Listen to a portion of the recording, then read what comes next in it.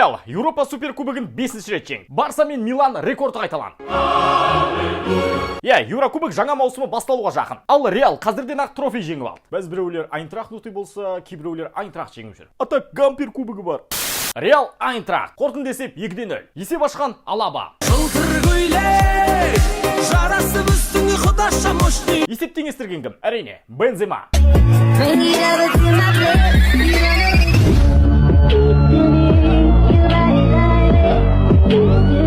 Бұл Каримнің Реал үшін соққан 324-ші гола. Енді ол Раульді 3-ші орынға түсірді. Бірінші орында Роналду 450 гол. Бенземаның бұл Реалдағы 23-ші трофейі. Рекорд Марселода 25 титул. Биылғы маусымда Карим оны озалама? Жауап жаз. Жаз бол. Анчелотти УЕФА суперкабын 4-ші рет жеңді. Бұл рекорд. Гвардиола енді артта. Құрамды жасақтау үшін триллиардтар жұмсау не обязательно? Напитательно. Бұл Папа Карлоның мадридтіктермен еленген 8-ші трофейі. Ал жалпы тренер ретінде ол 24 титул жеңген. Басқатып кетті, қайсына сенерін білмейше.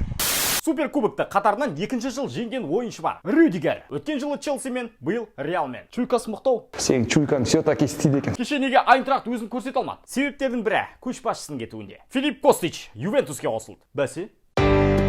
Ойбай. Куртуа жайлы айтпай кетуге болмайды. Ол Реалмен 4-ші финал болды. Әлі гол өткізбеді. Осы матчтардағы барлығы 19 соққыны қайтарған. Стена жігіттер бар екен ғой, действительно ше. Кел бері, қолыңды созмаған еңбектен тербеле. Билесін көзгелер бұл битпен сөз берем. Ақталат маңдай тетерлеткен еңбектеп. Кел бері, қолыңды созмаған еңбектен тербеле. Билесін көзгелер бұл битпен сөз берем.